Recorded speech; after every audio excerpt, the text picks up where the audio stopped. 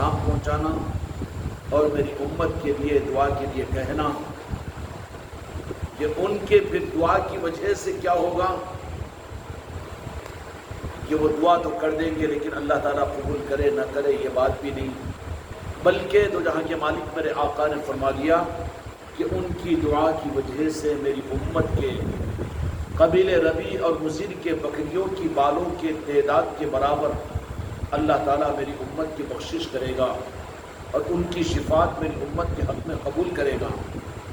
یہ ولایت کے نظام کے تصرفات کا رخ میرے آقا نے امت کو عطا کیا تھا تاکہ امت کو سنبھالنے کے نظام کے لیے اللہ تبارک و تعالیٰ اور اس کے محبوب کی طرف سے میرے آقا کی دنیا سے پردہ فرما جانے کے بعد میں اللہ تعالیٰ نے جو انتظام فرمایا وہ اولیاء کی ذاتیں ہیں کہ اولیاء دو جہاں کے مالک میرے آقا کی امت کو سنبھالیں گے اور ان کے ذریعے سے امت سنبھلے گی اور ان کے ذریعے سے امت کے لیے نجات کا راستہ ملے گا۔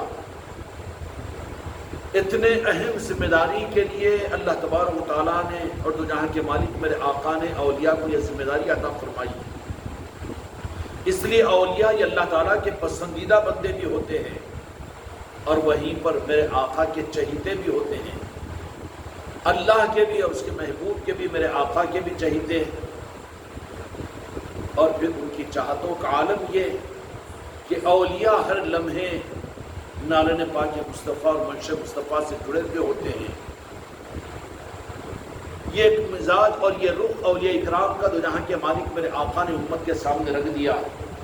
حقیقت میں اگر دیکھا جائے اور امت کو اگر یہ رخ اگر سمجھ میں آ جائے تو پھر سب کچھ یہ امت برداشت کرے گی، لیکن اولیاء سے کٹنا اور اولیاء سے ہٹنا کسی صورت پر یہ برداشت نہیں کرے گی۔ جس طریقے سے ایک انسان کے لیے اس کی اپنی سگی ماں کے احسانات اور محبت اور شفقتوں کی امید ہوتی ہے، ہزار مائیں مل کر ایک سگی ماں کی ممتا اس آدمی کو مطمئن نہیں کر سکتی، اسی طریقے سے جہاں کے مالک میرے آقا نے اپنی امت کو اپنے اولیاء کے حوالے فرمایا تو حقیقت میں امت کے لیے حقیقی ہمدردی اور انسانیت کے لیے حقیقی پناہ اور رحمت اور حقیقی محبت اور شفقت انسانیت کو اگر کہیں پر ملے گی وہ تو اولیاء کے پاس ملے گی۔ اور پھر یہ چیز ایسی کسی کے قول یا کسی کے عقل یا کسی کی فلسفری کی یا کسی کے نقطے کی نہیں ہے، بلکہ اظہر من الشمس ہے کہ ہر زمانے کے اندر میں نہیں بلکہ قیامت تک، اور 1500 سالہ تاریخ اس بات پر شاہد ہے کہ صرف مسلمان نہیں بلکہ انسان جو اچھے انسان رہے، جن کے قلوب میں سچائی رہی، وہ اولیاء سے ٹوٹ کر محبت کرنے والے، اغراض کے لیے نہیں بلکہ دل و جان کے ساتھ ان اولیاء پر فریفتہ ہونے والے، اور اس کے نمونے اور مثالیں قیامت تک امت کے سامنے آتی رہے گی۔ آپ کے عادل آباد کے قریب میں حضرت تاج الاولیاء ہے جو 190 کلومیٹر کے فاصلے پر ہے، اور جن کو 104 سال نہیں ہوئے اس دنیا سے پردہ فرما کر، انہی کی زندگی کے مثال کو لے لو تو ظاہری طور پر یہ معاملہ نہیں تھا کہ وہ مرٹھواڑے کے بادشاہ تھے، جاگیریں انہوں نے تقسیم کی، بڑے بڑے ہاسپٹل انسانیت کے لیے کھولے یا اسکولوں کو قائم کیا یا پھر لوگوں کے لیے کوئی ظاہری اعتبار سے انہوں نے کچھ انتظام کیا، بالمقابل اس کے وہ اپنے جذب کی کیفیت میں رہتے تھے، لیکن انسان کے اس درجے میں قدردان مسلمان نہیں۔ ولایت کے نظام کی اصل پہچان یہ ہے کہ مسلمانوں کی مخالفت یا مسلمانوں کی موافقت ہو سکتا ہے کہ کوئی ان کی مجبوری ہو، لیکن ولایت کے نظام کی اصل پہچان یہ ہے کہ اللہ تبارک و تعالیٰ خلق کے اندر میں، انسانوں کے اندر میں، بلکہ بخاری شریف کی حدیث کے مطابق میں اولیاء کے ساتھ میں محبتوں کو، اولیاء کی عقیدتوں کو اللہ تبارک و تعالیٰ دنیا میں بانٹ دیتا ہے، اور ہر مخلوق اور ہر خلق ان سے محبت کرنے لگتی ہے، اس لیے کہ وہ اللہ والے ہوتے ہیں۔ اور اللہ سے محبت یہ فطرت کا تقاضا ہے، یہ فطرت کا تقاضا ہے۔ تو جو اچھے انسان ہوں گے وہ یقینی بات ہے کہ اچھی چیزوں سے محبت کریں گے۔ سچا انسان جو رہے گا، جس سے اس کو فائدہ ملے گا دنیا کے اعتبار سے یا کسی اعتبار سے اگر کوئی نعمت ملے گی، تو سچا انسان نمک حرام نہیں ہوتا، بلکہ وہ بہر صورت جس سے نعمت ملی ہے، جس کا احسان ہے، اس کا وہ شکر گزار ہوتا ہے۔ کافر اور وہ منکر اور وہ نمک حرام تو وہ الگ ہوتے ہیں کہ جو اپنے ماں باپ کے بھی شکر گزار نہیں ہوتے، ماں باپ کے بھی نافرمان ہوتے ہیں اور ماں باپ کو بھی نقصان پہنچانے کا جذبہ رکھتے ہیں، ان کا حساب تو چھوڑ دیجیے۔ بالمقابل جن کے قلوب انسانیت نواز ہوں گے اور عام انسان ہوں گے، اور وہ کسی نظریے یا کسی تحریک یا اسی طریقے سے کوئی اور فلسفری یا حکومتوں کے اثر میں نہیں رہیں گے، عام انسان جیسے اللہ تبارک و تعالیٰ کے وہ نظام عالم کے مخالفت نہیں کرتا، کوئی دنیا میں ایک انسان بھی آپ کو ایسا نہیں ملے گا، کوئی کافر، کوئی مشرک بھی، کوئی مسلمان بھی، کہ جو سورج کی مخالفت کرے، حتیٰ کہ اسباب کی صورت کے اندر میں یہ رب کی طرف سے ایک سبب ہے تو اس کی قدر مسلمان بھی کرے گا۔ وہ یہ نہیں کہے گا کہ سورج کی روشنی کی مجھے ضرورت نہیں ہے اور سورج کو اس سے نفع کو میں نہیں مانتا، وہ نفع نقصان مجھے نہیں دے سکتا اور میں سورج کا منکر ہوں، یا اللہ سورج کو تو نہ نکال، یا چاند کو تو نہ نکال، یا زمین سے غلوں کو یا اللہ تو نہ نکال، اس لیے کہ میں تیرا بندہ ہوں، میں ان چیزوں کو نہیں مانتا، صرف تیرے کو مانتا ہوں۔ کوئی مسلمان بھی تو یہ نہیں کہے گا نا، کیوں؟ اللہ تبارک و تعالیٰ کی ان نعمتوں سے جن سے انسانوں کو نفع ملتا ہے، اللہ کی منشا یہ ہے کہ ہماری طرف سے پیدا کی ہوئی نعمتوں کی بھی ناقدری نہ کرو۔ اگر تم ہماری نعمتوں کی ناقدری کرو گے تو ناشکروں میں شمار ہوگا۔ وَلَئِن كَفَرْتُمْ إِنَّ عَذَابِي لَشَدِيدٌ، کہ پھر ہم ناراض ہو کر تم کو عذاب شدید قدر مبتلا کریں گے۔ تو سچے انسان جو رہتے ہیں اور بلکہ مسلمان بھی جو رہتے ہیں، بہت کچھ کہہ دے گا یہ شرک کے بارے میں اور بہت کچھ کر دے گا یہ توحید کو نہ جان کر جہالت کی توحید کو بتانے کے لیے، لیکن وہ بھی سورج کا انکار نہیں کرے گا، وہ بھی چاند کا انکار نہیں کرے گا۔ موسم برسات آ جائے تو پھر مسجد کے ممبر پر یہ نہیں کہے گا کہ یا اللہ تو بے نیاز ہے بارش سے، تو بارش کو نہ برسا اس سال، تاکہ تیری قدرت لوگوں کو سمجھ میں آئے۔ کوئی ایک تو بھی ملے گا بیچارہ، شاہد صاحب کرے تو نہیں آپ دعا اس کی؟ نہیں کریں گے نا، نہیں کیونکہ تو بارش کا محتاج نہیں، یا اللہ تو بارش نہ برسا اس سال، یا کل کو سورج کو نہ نکال یا اللہ، اس لیے کہ سورج یہ رب اور خدا نہیں ہے، سورج کے بغیر بھی سورج کے فائدے تو انسانیت کو دے سکتا ہے جی خانقاہ والے بھی ایسے جنونی اس بات کی جرات کرنا نا کہ بغیر اسباب کے بھی اللہ تبارک و تعالیٰ سب کچھ کر سکتا ہے، یہ تو عقیدہ ہے ہمارا، لیکن اسی کے ساتھ میں اس عقیدے کے ساتھ میں اس رب نے اس بات کا حکم دیا کہ جو اسباب میں نے تمہارے لیے پیدا کیے تم اس کا انکار مت کرو۔ کہاں کا انکار کریں گے؟ کیوں کریں گے؟ اگر ہے اتنی توحید کی دلالت اپنے اندر میں، اتنے دل گردے اگر ہے واقعتاً اللہ پر یقین کا دعویٰ اگر ہے، تو پھر یہ بھی تو دعا ہونی چاہیے نا کہ اس سال بارش اگر نہیں بھی ہوئی تو بغیر بارش کے بھی اللہ تبارک و تعالیٰ روزی اور روٹی کا انتظام کر سکتا کہ نہیں کر سکتا؟ پھر یہ کیوں دعائیں ہو رہی ہے بارش کے لیے؟ غلط نہیں ہے، ہونا چاہیے، بندہ ہے، مانگنا ہے۔ اللہ مانگنے والے سے خوش ہوتا ہے، نہ مانگنے والے سے ناراض ہوتا ہے، یہ سب کچھ اپنی جگہ صحیح ہے، لیکن توحید اور شرک اور ایمان کے سمجھانے کے لیے میں مثال دے رہا ہوں، اور واقعتاً آپ کا عقیدہ اور ایمان آپ یہی سمجھتے ہیں اپنی جاہلانہ توحید اور احمقانہ توحید کے دعوے کے ساتھ میں بغیر سب کچھ کے اللہ سب کچھ کر سکتا ہے، تو پھر ہم کہتے ہیں کہ پانی کے لیے دعائیں بھی بند کر دیں اور سب مل کر اللہ سے یہ کہے کہ یا اللہ سورج کے نکلنے کی وجہ سے لوگوں کو فائدہ پہنچ رہا ہے، تو وہ تجھے بھول رہے ہیں، سورج کو دیکھ رہے ہیں، تو سورج کو بھی نہ نکال، چاند کو بھی نہ نکال، اور یا اللہ بیماریوں کے علاج کے سارے نظاموں کو ختم کر دے تو، اس لیے کہ لوگ بیماریوں میں علاج اور گولیوں اور دواؤں کی وجہ سے وہ تجھے بھول کر گولیوں اور دواؤں پر یقین کر رہے ہیں۔ یہ جاہلانہ توحید ہے کہ نہیں؟ کوئی ہوگا ایسا دل مردے والا جو یہ جاہلانہ توحید کا دعوے دار ہے، اس کو یہ سمجھائیں کہ اللہ کے پیدا کیے ہوئے اسباب کو اختیار کرنے کا حکم اللہ کی منشا کے لیے، اللہ کی منشا ہوتی ہے تو وہ پورا کر کے یہ خدا کا پسندیدہ بنتا ہے۔ اگر جاہلانہ توحید اور نظریے کے اعتبار سے کہہ دے کہ اللہ کسی چیز کا محتاج نہیں، یا اللہ اس سال بارش کا ایک قطرہ نہ برسا، ایسی دعا کرنے والا بھی دیکھے زمین پر۔ ہاں، آپ کو اس توحید کے سمجھانے والے کتاب والے نہیں ملیں گے اور لوگ نہیں ملیں گے، لیکن حضرت سیدنا مجدد الفسانی رحمۃ اللہ علیہ نے یہ بات فرمائی اپنے مریدین کے اندر میں۔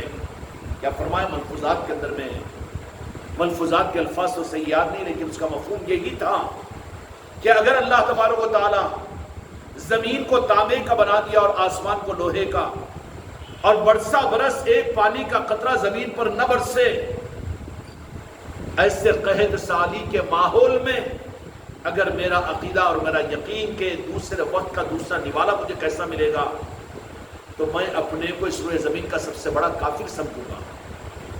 ادھر تو ہے عقیدے اور توحید کی مضبوطی، ادھر تو ہے، کیوں؟ مرنے کے بعد میں کیسا پلے گا یہ؟ ماں کے پیٹ کے اندر میں کون سا بارش، کون سا سورج، کون سی چاند، جو ہو کر آیا ہے وہ بھی ہے اور جو ہونے والا ہے وہ بھی سامنے ہے۔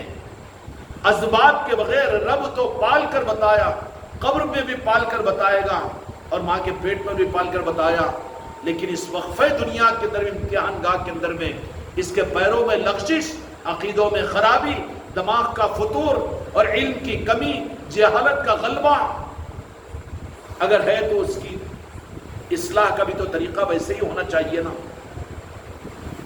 ویسے ہی ہونا چاہیے نا۔ یہ تربیت کے نظام کہیں اور نہیں ملیں گے۔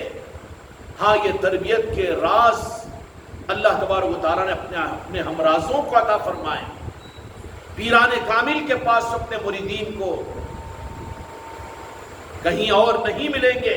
قدر کرو کہ نسبتیں اولیاء کے نسبتوں کے نظام تم کو ملے ہیں۔ سلسلے فریدیہ کے اندر بابا فرید الدین گنج شکر رحمۃ اللہ علیہ کے سلسلے کے اندر میں وہاں پر طاہر کے روزے مشہور ہے کہ ایک سحر سے 3 دن کے روزے، 6 دن کے روزے، 11 دن کے روزے، پھر کیسے پلتے ہیں، کیسے پانی؟ اب تو اگر کھانے کے بعد پانی نہیں ملا تو پھر چیخا مارتا ہوں محلے نکل جائے گا، ارے پیاس لگ رہی، پیاس لگ رہی، ارے پیٹ دکھتا، میں مر جاؤں گا، پانی پلاؤ، پانی پلاؤ۔ ہوتا کہ نہیں ہوتا؟ تو پھر خدا کو تو نے پانی کا پابند سمجھا؟ بغیر پانی پیے بھی پانی کی ضرورت خدا کی قسم میرا خدا کر سکتا ہے۔ انسانیت کے لیے خدا کی توحید کا نظام ولایت کے نظام میں موجود ہے، تربیت اولیاء کے نظام میں انسانیت کے لیے موجود ہے، اور وہ بھی فلسفوں کی بنیاد پر، نظریات کی بنیاد پر، اقوال کی صورت میں نہیں بلکہ عملی طور پر یہاں پر ہوتا ہے۔ ایک پیر کامل ہے اپنے مرید کے لیے کھانا بھی بند کروا دیا، پینا بھی بند کروا دیا، اور بھی تربیت کے نظاموں کے اندر میں عجیب سلاسل ہے، اور اولیاء کے سلسلوں کی شان کے عجیب نظام ہیں۔ اللہ اس ڈیڑھ بالش کے پیٹ پر اپنے کو قربان ہونے والے بدنصیبوں میں ہمارا شمار نہ فرمائے۔ بھوک کھانا، چائے، پانی، کیا کر رہا ہے؟ قبر کے کیڑوں کی غذا بننے کی تیاری کر رہا ہے۔ اس کے بجائے توحید کی غذا کو حاصل کر، اس کے بجائے تربیت کے نظاموں پر چلنے کے لیے اپنے آپ کو تیار کر۔ اور یہ تربیت کے نظام انسانیت کے سامنے اولیاء کے نظاموں کے ذریعے سے، ضرورت ہے کہ اولیاء کے نظاموں کی قدردانی امت میں پیدا ہو جائے، تو کم از کم اس کو ظاہر کرو اولیاء کے نظاموں کو۔ یہ بہت بڑی بے حسی کی بات ہے کہ ہم اپنے پیر کی تو تعریف کریں، علم کی تو تعریف کریں، عہدوں کو تو کھولے، کتابوں کے تو حوالے دیں، لیکن آنکھوں پر پٹی باندھ کر اولیاء کے نظاموں کی معاملات کے اندر امت کے سامنے نہ لائے تو یہ خیانت ہے میرے مرید اور خلیفہ ہو۔ جہاں موقع ملے وہاں پر تم سمجھاؤ تو کس کو؟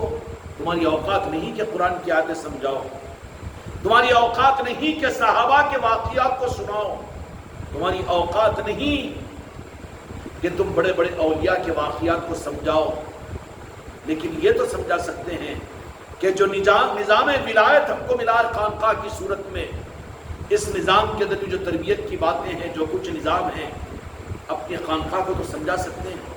اس زمانے کے اندر میں یہ نظام ہے جس کو ہم عملی طور پر پریکٹیکلی طور پر دیکھے ہیں ہر جگہ۔ سچی بات تو یہ ہے میرے بچوں، اگر ہم صحیح اس نظام کے اگر وابستہ بن جائیں گے تو پھر کسی نیک اور سچی بیوی کو یہ بات بولنا نہیں پڑتا کہ وہ جہاں موقع ملے گا دیانتداری کے ساتھ میں اپنے میاں کی تعریف سے چوکے گی نہیں، اور کہیں پر اپنے میاں کے نظام کے معاملات کے اندر میں چھپا کر خیانت کا معاملہ نہیں کرے گی۔ کرے گی کیا؟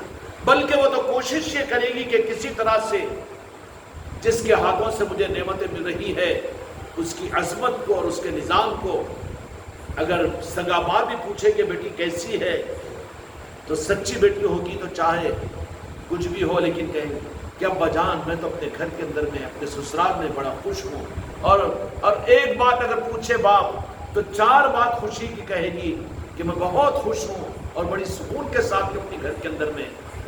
یہ کس بات کی علامت ہے؟ کہ اچھی تربیت ہوئی ہے اس کی۔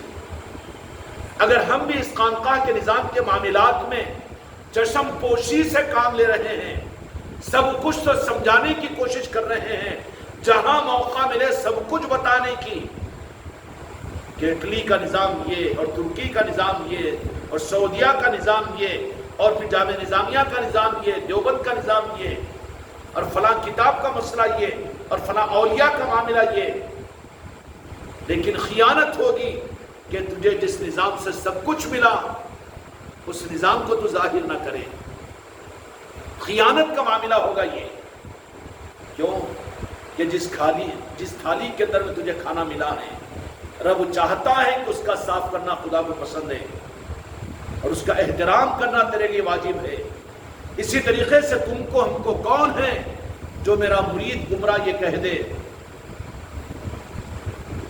سب کچھ، چاہے وہ پیر ہو کہ چاہے خواجہ خواجگان ہو کہ راجن شاہ ولی ہو اور تاج الاولیاء ہو یا پھر اوپر کے سارے بزرگوں کا معاملہ ہو یا اہل بیت کا معاملہ ہو، پنجتن پاک کا معاملہ ہو، کیا راست کوئی چیز ہم کو ملی ہے تو صرف اس خانقاہ کی تھالی میں۔ اور جو میرا مرید اور خلیفہ اپنی تھالی کو بھول جائے، تھالی کو بھولنے کا مطلب یہ ہے کہ بابا کہیں بھی کھانا آئے گا تو تھالی میں آئے گا نا، کہہ دے کہ تھالی میں نہیں مجھے ہاتھ میں دو، گرم غذا اگر ڈالے گا تو ہاتھ جل جائے گا، غذا کو بھی خراب کر دے گا۔ جس تھالی کے اندر میں تمہیں کھانا ملا ہے ہمیشہ تو تھالی کے اندر میں کھانے کی کوشش کریں گے نا۔ اور یہ شاہی صاحب پھر ہر جگہ ہر چیز کا تعارف، اچھا بیان سن لیا، اس میں کوئی واقعے کو یاد رکھنے کے لوگوں کے سامنے نقل کر رہے کرو، ٹھیک ہے، لیکن آخر میں تشکیلی طور پر یہ بات تو امت اور انسانیت کے سامنے لانا ہے کہ تمہاری بات سے اگر کوئی ذرہ برابر بھی متاثر ہوا تو اس کا حق یہ ہے، تم پر واجب ہے، اس کی زکوٰۃ ہے تم پر کہ یہ دولت جو ہم کو ملی ہے وہ ہماری خانقاہ اور ہماری نسبت کی وجہ سے ملی ہے۔ اس سے ہٹ کر یہاں پر چھپا کر ارے بھی تم بھی اسی پیر کے مرید ہے یا اسی خانقاہ سے وابستہ ہے، اگر یہ شرمندگی کے ساتھ میں اس احساس کی بنیاد پر اپنی نظام کو، اپنی نسبت کو، اپنے پیر کی نسبت کو، اپنی خانقاہ کی تعلیمات کو چھپا رہا ہے اگر یہ، تو وہ تھالی میں چھید ڈالنے والا ہے۔ بلکہ ہر جگہ کوشش یہ کرے جیسے وہ بچی اپنے سسرال کی تعریف کرتی ہے، اسی طریقے سے بھائی ہم بھی جماعتوں میں بہت گئے اور ہم بھی علم حاصل کریں اور ہم بھی دنیا کو دیکھ کے ہم بھی نماز پڑھتے، ہم بھی روزہ رکھتے، لیکن جس چیز سے تم ہم سے متاثر ہوئے ہو، یہ جو چیز ملی ہے ہم کو اس در کی گدائی سے ملی ہے اور اس تھالی سے ہم کو یہ غذا ملی ہے. ورنہ یہاں سے ہٹ کر اگر اپنی زندگی کا جائزہ لو، کیا ملا ہے تم کو یہاں سے؟ سب کچھ ملا ہے. تو پھر کتنی بڑی نمک حرامی ہوگی کہ جہاں سے ملا اسی کو اگر ہم بھول جائیں. اس لیے اللہ تعالیٰ نے قرآن و پاک کو نازل کیا تھا.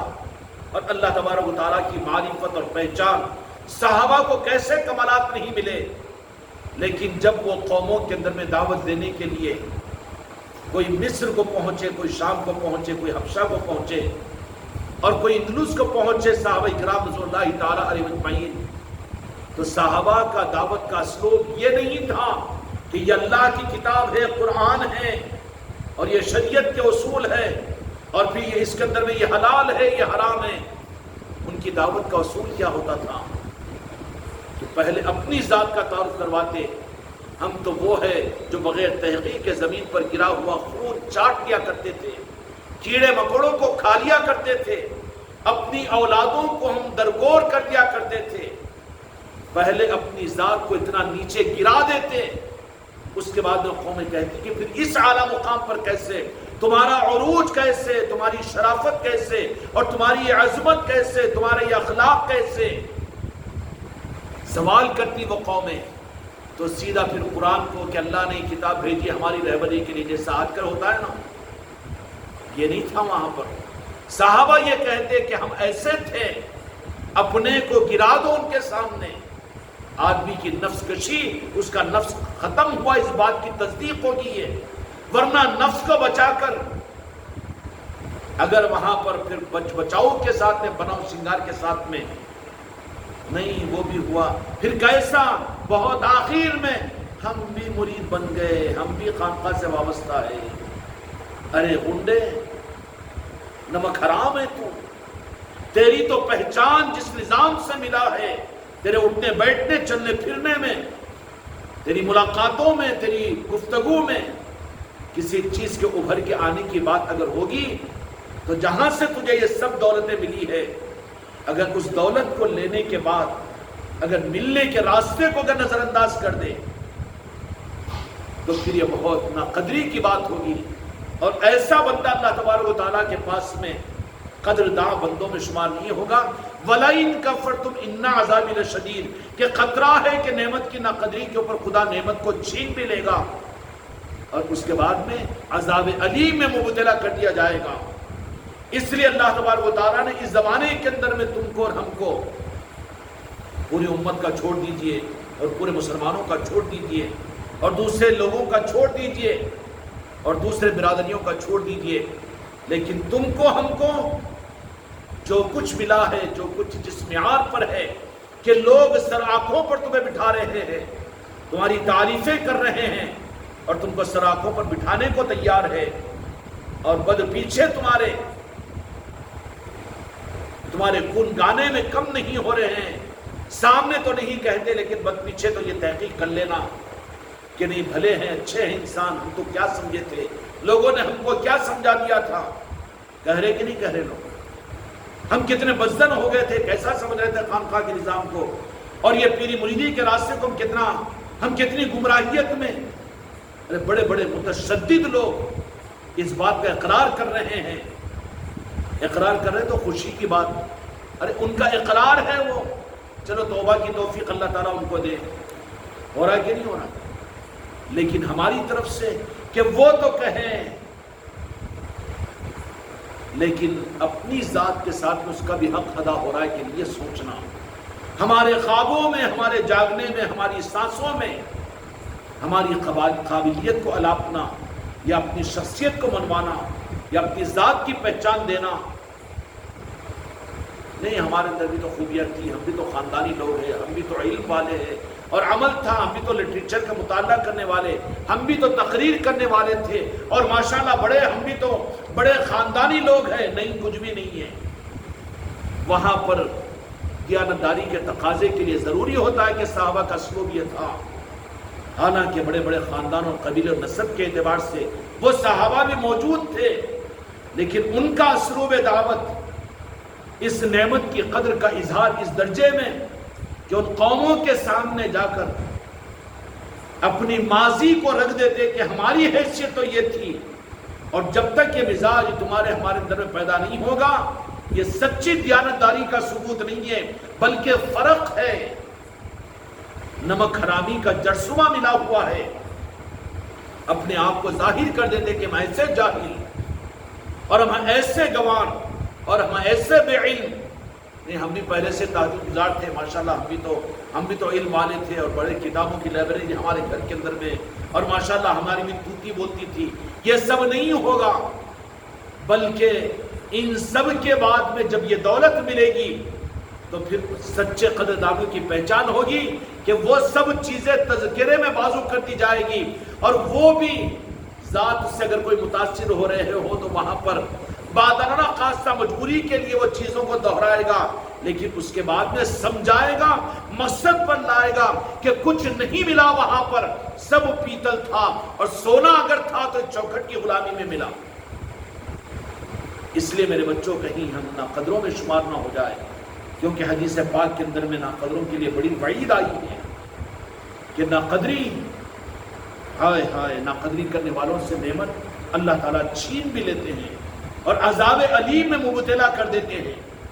اس لیے جو ان نعمتوں کے ملنے کے بعد بھی ذرا سی ناقدری ان کے اندر میں آئی، اپنوں میں پرایوں میں، زبان سے کسی طرح سے اگر ناقدری اگر ظاہر ہو گئی، چاہے وہ بیوی کے ساتھ ہو کہ بچوں کے ساتھ ہو، سسرال کے ساتھ ہو کہ دوستوں کے ساتھ میں، ان کی زندگی پر غور کر لو کہ کتنی مضبوط نسبتیں، کہ جو قسم کھا کر اپنے بیویوں کو یہ بات کہے تھے کہ مرے بھی تو ہم کو ہمارے نظام والوں کے قدموں میں ہمارے قبر بنانا، لیکن آج دور دور تک نظر نہیں آ رہے ہیں۔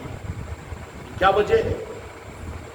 اس کی وجہ یہ ہے کہ کچھ نمک حرامی کا اور نعمت کی ناقدری کا ثبوت ان کی زندگی میں ہوا۔ صحابہ کا سلوک یہی تھا کہ اللہ نے قرآن ان کو دی، تو جہاں کے مالک میرے آقا نے سب کچھ ان کو عطا کیا تھا۔ صحابہ کون تھے؟ جو بدر کے اندر میں فرشتوں کو اترتا ہوا مدد کے لیے فرشتوں کو اپنی نظروں سے دیکھا۔ کون تھے؟ معجزات کو میرے مصطفیٰ کے، اور سب سے بڑا کمال صحابہ کا، اس سے بڑا کوئی کمال کی بات نہیں ہے۔ اگر معجزات کو دیکھا تو کیا دیکھا؟ چاند کے 2 ٹکڑوں کو صحابہ دیکھے تو کیا دیکھے، اور فرشتوں کو دیکھا تو کیا دیکھا؟ خدا کی قسم صحابہ اکرام کی آبرو ان کی نظروں پر ہماری جان قربان کہ ان نظروں سے میرے مصطفیٰ کو دیکھا، اس کے سامنے کوئی بڑی دولت نہیں ہے۔ قرآن کو اترتا ہوا دیکھا بھی تو بڑی دولت نہیں ہے، جنہوں نے میرے مصطفیٰ کو اپنی اثر کی آنکھوں سے دیکھا۔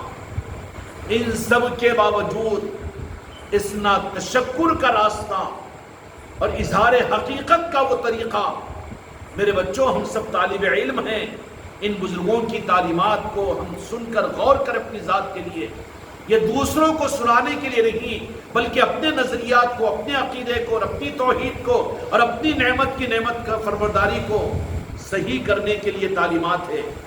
یہ تعلیمات کو تم دوسروں کے لیے سمجھ رہے ہو تو گمراہ ہو جاؤ گے، اور ہو سکتا ہے کہ تم سے بھی یہ چھین لی جائے نعمت۔ یہ تعلیمات میرے بچوں اور میرے خلیفہ اور میرے مریدان دوسروں کے نظریے کے ساتھ نعمت، یہ سب کو سنا رہے یہ نہیں، بلکہ تعلیم جو سننے والا میرا مرید اور خلیفہ مریدہ ہے، اس کی اپنی ذات کے لیے میں مخاطب ہوں، یہ تعلیم اس کو دے رہا ہوں۔ صحابہ کا سلوک کیا تھا؟ کیا قرآن ان کے پاس میں نہیں تھا؟ کیا سارے معجزات کو انہوں نے نہیں دیکھا تھا؟ کیا ان کے پاس میں فرشتوں کے دیکھنے کا نظام نہیں تھا؟ خدا کے نظام غیبی کے مشاہدات نہیں تھے؟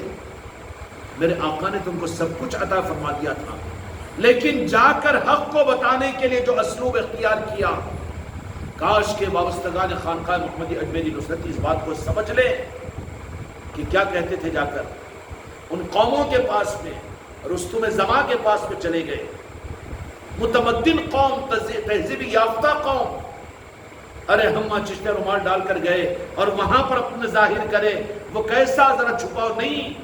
رستم زماں کے پاس میں چلے گئے، مصر میں چلے گئے، شام میں چلے گئے، اور جا کر صحابہ کیا کہتے تھے؟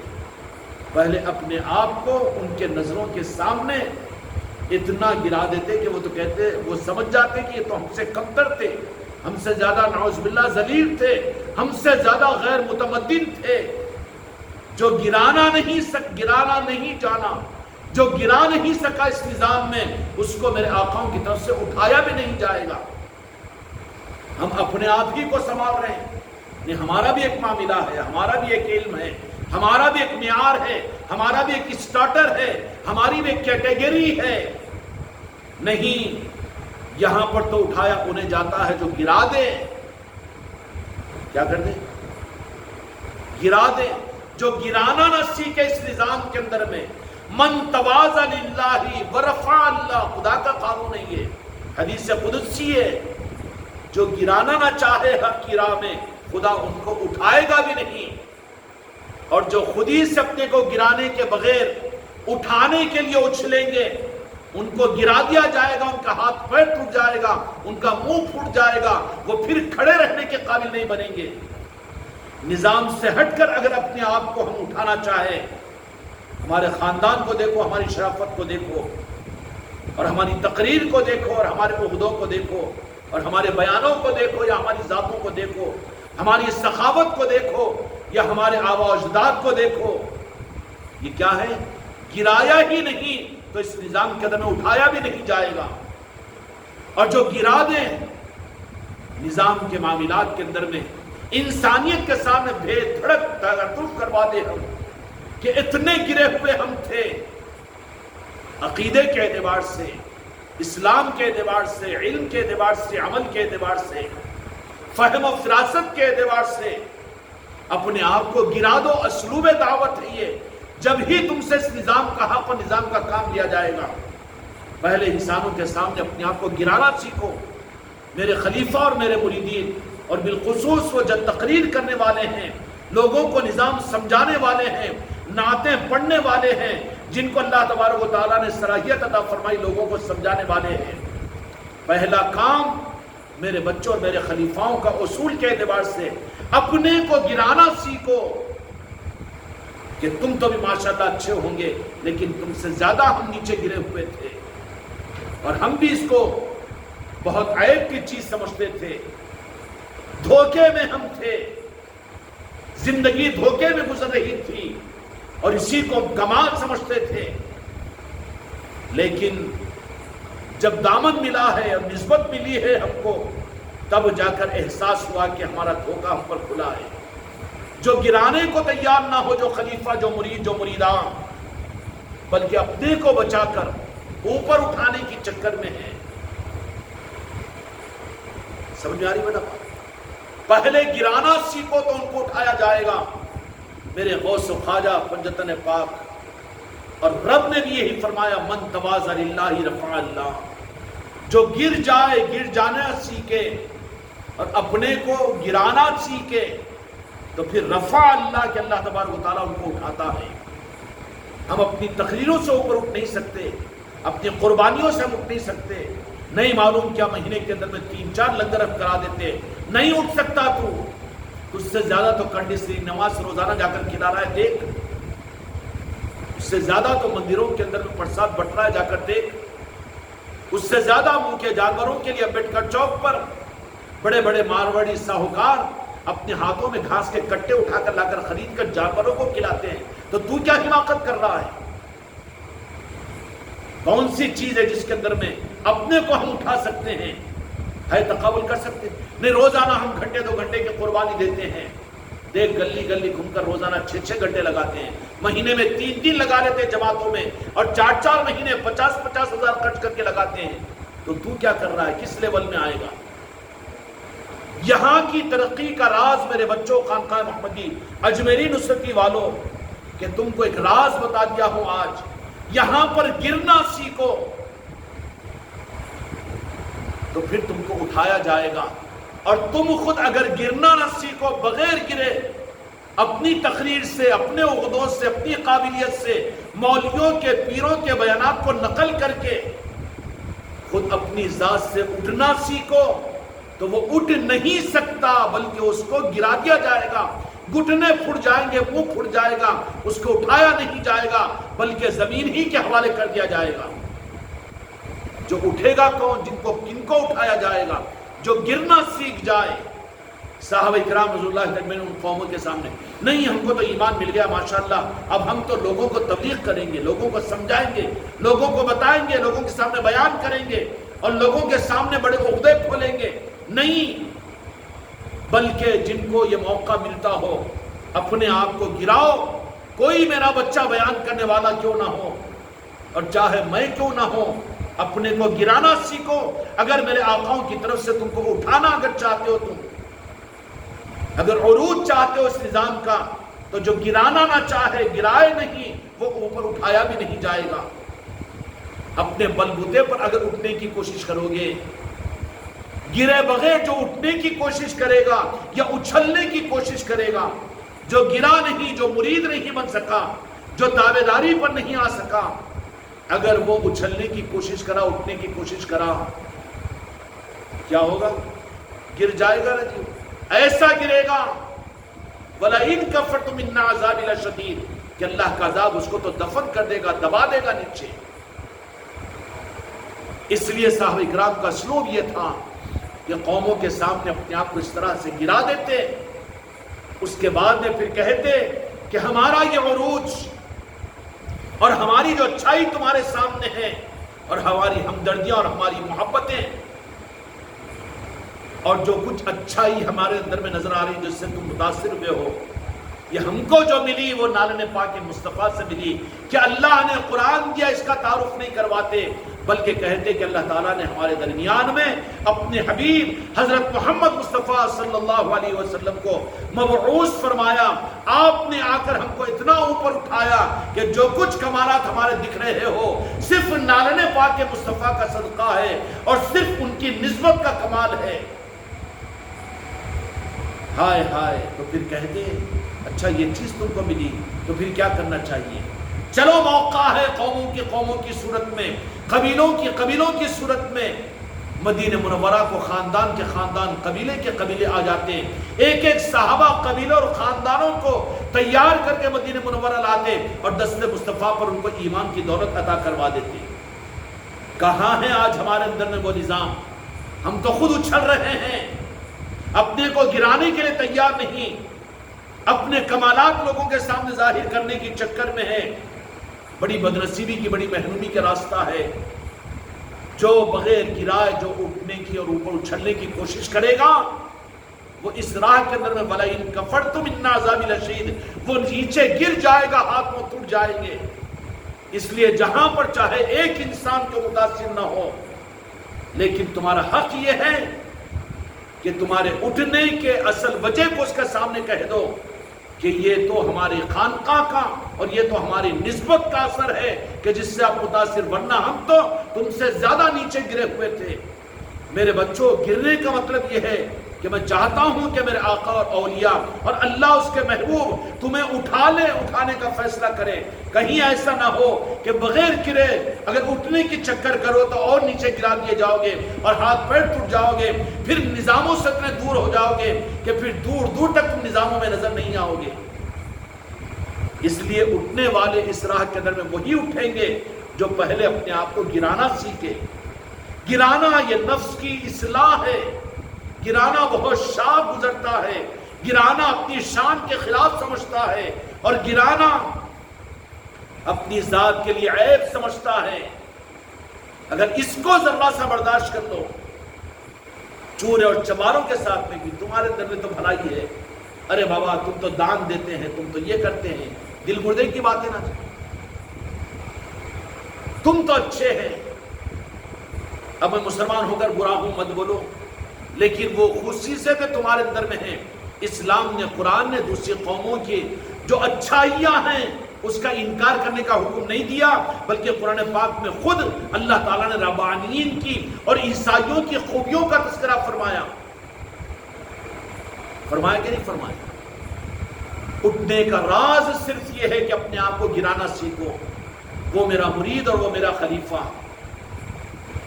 گرائے بغیر جو اٹھنے کی اور اڑنے کی کوشش کرے، اللہ کا قانون یہ ہے کہ اس کو گرا دیا جاتا ہے، ہاتھ پیر ٹوٹ جاتے ہیں، منہ کے بل گر جاتا ہے، وہ اس کی اڑان تو دور کی بات ہے، بلکہ وَلَئِن كَفَرْتُمْ إِنَّ عَذَابِي لَشَدِيدٌ، محنتوں اور زندگیوں کے تابعداری کے باوجود پھر کیا بات ہے، اوپر اٹھنے کے بجائے، غوث و خواجہ کی بارگاہ میں قبولیت کے بجائے پھر قدم رک جاتے ہیں، وسوسوں میں گر جاتا ہے، دل وسوسوں کا شکار بن جاتا ہے، قدم ڈگمگانے لگ جاتے ہیں۔ کیوں؟ کہ یہ گرائے بغیر اڑنے کی فکر کیا تو ہاتھ میں اس کے ٹوٹ گئے، شک میں پڑ گیا، وسوسوں میں پڑ گیا۔ یہ خرابی کہاں سے آئی؟ یہ خرابی اپنے گرے بغیر خود کو اٹھانے اور اڑنے کی کوشش کیا ہے۔ اس لیے میرے بچوں، اللہ تعالیٰ ہم کو اپنی تربیت کے لیے اس نظام میں جہاں موقع ملے، صحابہ کا سلوک یہ تھا کہ پہلے اپنے آپ کو گرا دیتے۔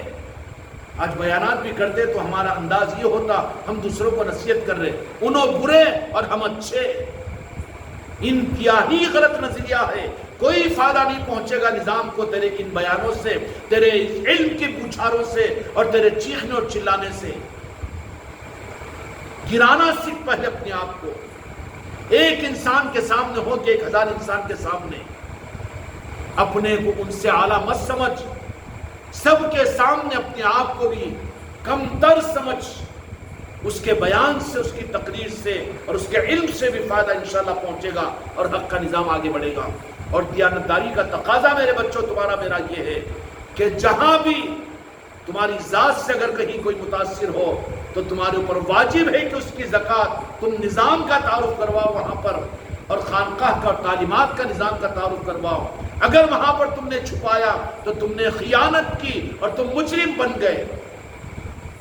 پھر نتیجہ کیا نکلے گا کہ پھر بنڈی کا کتا دھوپ میں آ جائے گا۔ نسبتوں کے ساتھ میں ہے تو سب کچھ ہے، اگر نسبتوں سے ہٹ جاؤ تو کوئی پوچھ کر دیکھے گا، کوئی شناخت تو کوئی پہچان ہوگی۔ یہ تو زمین والوں کا معاملہ ہے، اولیاء کے نظام کی جو ناقدری کرے پھر ان کا حشر کیا ہوگا، غوث و خواجہ کے پاس میں کیا ہوگا، اور آل علی اور اولاد علی کے پاس میں کیا ہوگا۔ اس لیے میرے بچوں، اللہ تعالیٰ مجھ کو اور تم کو اپنے آپ کو انسانوں کے سامنے اس نظام کے قاتل، اپنے آپ کو گرانے کی ہمت حوصلہ عطا فرمائے۔ یہ تربیت ہے تمہاری، اس میں دوسروں کو اپنے سے بہتر سمجھ کر اپنے کو کمتر سمجھنا، یہ کمینہ پن ہے کہ اپنے کو بدتر نہیں بہتر سمجھنا، یہ انتہائی کمینہ پن ہے، کینسر ہے، اور اس سے ساری خرابیاں جنم لیتی ہے۔ اپنی تربیت کا پہلا زینہ میرے مریدوں اور میرے خلیفاؤں بشمول میرے لیے یہ ہے کہ سب کو اپنے سے بہتر سمجھے اور اپنے کو کمتر، اور اس معنی کے اندر میں اپنے آپ کو بچا کر اپنی عزت جائے گی، اور پھر ان کے سامنے اگر یہ بات بول دوں تو میرا مذاق اڑائیں گے، نہیں، بلکہ تم گرنا سیکھو تو تمہیں اٹھایا جائے گا۔ اللہ کے اس حدیث پر، میرے آقا کے ارشاد پر یقین کرو، من تواضع للہ رفع اللہ، جو ذلت اختیار کرتا ہے، تواضع اختیار کرتا ہے، اللہ اس کو رفعت عطا فرماتے ہیں۔ اللہ ہی کے رفعت عطا کرنے سے اس کو رفعت اور عزت ملے گی راجی، ورنہ کیا ہوگا؟ ذلیل ہو جائے گا، ذلیل گڑھوں کے اندر میں گر جائے گا۔ میرے بچوں، اس رخ کی کمزوری کی وجہ سے آج ساری قربانیاں، ساری محنتوں کے باوجود تم میرے مریدوں کی نظروں سے گر رہے ہو، لوگ تم پر اپنے انگلی اٹھا رہے ہیں اور تم سے کوئی قریب آنے کو تیار نہیں، اور تم کو اپنے سے قریب کرنے کو تیار نہیں۔ یہ چیزیں کیوں ہو رہی ہیں؟ کہ قصور اور مرض تمہارے میرے دل کے اندر میں لگا ہوا ہے کہ ہم دوسروں سے اپنے کو بہتر سمجھتے ہیں، یا دوسروں کو اپنے سے کمتر سمجھتے ہیں، یا اپنے کو گرانا ہم نے نہیں سیکھا۔ اس لیے بیٹا نظام اس مقام پر پہنچا ہوا ہے کہ اپنے آپ کو بچانا بھی بہت ضروری ہے۔ بچانے کے لیے اپنے کو گرانا سیکھو۔ میں کچھ نہیں ہوں، میں تو ادنا ایک عام نام لیوا، اننی من المسلمین، مسلمانوں میں سے ایک مسلمان ہوں، میرے اندر میں کوئی کمال نہیں۔ پھر یہ کمال تمہارے اندر ہم دیکھ رہے ہیں، یہ نسبت کا کمال ہے، یہ چوکھٹ کا کمال ہے، اور یہ اس مرید ہونے کا کمال ہے، اور یہ اس خانقاہ کا کمال ہے۔ میرا کوئی کمال نہیں۔ ارے پھر اس کمال کو حاصل کرنے کے لیے آ جاؤ، راستہ کھلا ہے خانقاہ کے اندر میں۔ یہ ہے تمہاری سچی دعوت کہ تمہارے ہاتھوں پر بھی اس نظام کو آگے بڑھایا جائے گا، ورنہ ٹھٹرے ہوئے کریلے بن کر اپنے آپ میں مر جاؤ گے، پتہ ہی نہیں چلے گا، کوئی نظام کو تم سے ہم سے فائدہ ہی نہیں پہنچے گا۔ ورنہ کیا تھا کہ صحابہ گرانا سیکھے تو قوم ان کے ساتھ میں آئی. تو مدینے میں قافلے کے قافلے ایک ایک دو صحابہ کرام لے کر آتے کہ ہم بھی جہاں سے یہ دولتیں حاصل کیے، چلو میرے خلیفوں، میرے مریدوں، کیوں قافلے کے قافلوں کو تم خانقاہوں کو نہیں لا سک رہے ہو؟ اور 2 سال 2.5 سال پہلے کے ریکارڈ کو دیکھ لو کہ ہر علاقے والے مرید اور خلیفہ کچھ نہ کچھ اپنے خاندان، دوست احباب کے لوگوں کو سلسلوں میں داخل کرنے کے لیے عادل آباد کے خانقاہ کو لے کر آتے تھے. اور عادل آباد والے بھی کسی نہ کسی راستے سے مرید بنانے کی فکر میں، سلسلے کو آگے بڑھانے کی فکر کرتے تھے. یہ سب تو چاپٹر کو کلوز کر دیا تم لوگوں نے. کیوں؟ اس کا قصور یہ ہے کہ تم گرانے کے لیے تیار نہیں ہو. تمہارا نفس آگے بڑھ گیا ہے، انانیت اور تکبر کے شکار بن چکے ہو. تم اپنے ہی کو اچھا اور بہتر سمجھ رہے ہو اور اپنے ہی کو بڑا سمجھ رہے ہو. نتیجے کے اعتبار سے پھر قومیں وہ چیز تم سے حاصل نہیں کر سک رہی ہے. کوئی بیمار آدمی ہے، بابا اس کو صحت مل گئی، پکڑ کر پوچھا کہ تم بیمار تھے نا، صحت مل گئی، تو فوراً پوچھے گا نہیں کون سا ڈاکٹر ہے، اور جنجم میں کون سے ڈاکٹر کے پاس علاج ہوا؟ تو شاہد صاحب کو لوگوں کیوں نہیں پوچھ رہے؟ اور اگر ڈاکٹر کا ایڈریس بتا دو تو جائیں گے کہ نہیں جائیں گے وہاں پر؟ لوگ نہیں جڑ رہے، مین پاور کم ہو رہا. کیوں کم ہو رہا؟ وہ اصل میں تمہارا قصور ہے، تم گرانا نہیں سیکھے. نتیجے کے اعتبار سے اب شکایتیں کر رہے ہیں نظام کی اور شکایتیں کر رہے ہیں دوسروں کی. مرض اپنے اندر میں اور قصوروار دوسروں کو ٹھہرا رہے نہیں. دنیاوی مرض کے اعتبار سے اگر کوئی صحت مند دکھے، کوئی پوچھتا ہے کہ تم کو صحت کا ملی، تم تو بیمار، ہاں مجھے بھی، میں بھی تم سے بڑا مریض تھا جی، اور اتنا ایک مرض ہے تمہارے اندر، میرے اندر میں 10 مرض تھے، پھر کیسے صحت ملی؟ فلاں ڈاکٹر کے پاس میں. ارے میرے کو لے کے جاؤ نا. تو نہیں، میں ایڈریس دیتا ہوں، چل جاؤ. بھیجتے کہ نہیں بھیجتے؟ کیا ہو گیا حیدرآباد والوں کو، کلڑے والوں کو، اور لچھڑی پیٹ والوں کو، منچریال والوں کو، اور نظام آباد والوں کو، جولا پنچال والوں کو، خانقاہ والوں کو، کہ کیوں ایڈریس دے کر نہیں بھیج رہے ہو؟ کیا تمہارا پیر بلا کر ان سے ہدیے، نذرانے، پیسے وصول کر رہا ہے؟ لیکن تم خود اپنے اندر میں اپنے کو باکمال سمجھ رہے ہو اور تم وہ ایڈریس بتانے کو تیار نہیں، اور تم اپنے آپ کو گرانے کو تیار نہیں، اور لوگوں کے سامنے تم گرنا نہیں سیکھے، تو پھر لوگ تم سے پوچھیں گے بھی کیسے؟ کمال دیکھیں گے تو پوچھیں گے کہ کیسا؟ تو وہاں پر نہیں، میرا معاملہ ذرا الگ ہے، وہ ہے. میرے کو خود بشارت ہوتی، ارے بابا مرید بنے بغیر پیر بننے کی چکر میں کدھر جا رہا ہے؟ من تواضع للہ رفع اللہ، جو جھکے بغیر اوپر کوڑے گا وہ گر جائے گا، گھٹنوں کے بل زمین دوز ہو جائے گا. اللہ اس کو رفعت اور بزرگاں اس کو رفعت عطا نہیں کریں گے. جو خود اپنے علاقوں کے اندر میں اپنے تکبر کے ساتھ میں خود کو گرانے کے لیے تیار نہ ہو، تو اللہ تبارک و تعالیٰ اور بزرگاں بھی اس کو اوپر اٹھائیں گے نہیں، بلکہ دیانتداری کے ساتھ لوگوں کے سامنے اپنے آپ کو گراؤ. تو پھر وہ پوچھیں گے کہ اچھا تمہارا یہ علاج کہاں ہوا؟ علاج کے لیے تو ایڈریس دے دیتے، بلا دیتے خاندان والوں کو بھی، دور دراز سے بھی، آ جاؤ ہمارے حضرت کے پاس میں خانقاہ محمدی کو، جمعرات کو ہے، اتوار کو ہو. ہائے ہائے، جسم کے علاج کی اتنی فکر میں تو اتنی ہمدردی اپنے رشتہ داروں کی، لیکن کتنی مرتبہ اپنے دور کے رشتہ داروں کو فونوں پر تم نے کہا، ان کا وقت لے کر کے تمہارے لیے بھی دامن کا تھامنا ضروری ہے، اگر اس کے بغیر مریں گے تو تمہارا کیا ہوگا؟ اور سمجھا کر ان کو جیسے جسمانی علاج کے لیے بھیجتے ہو. کہاں ہے میرے مرید اور خلیفاؤں کے اندر بھی یہ فکر؟ کیوں کہ تم خود اپنے آپ کو کامل سمجھ رہے ہو اور تمہارے اندر میں سو چیز ختم ہو گئی. تم ترقی میں نہیں ہے اس راہ کے اندر میں، بلکہ اپنے آپ کو کچھ سمجھ کر تم خود بھی گر رہے ہو. تو پھر تمہارے ہاتھوں پر نظام کیسے آگے بڑھے گا؟ اللہ تعالیٰ تم کو اور ہم کو فکر کی توفیق عطا فرمائے. بحق لا الہ الا اللہ.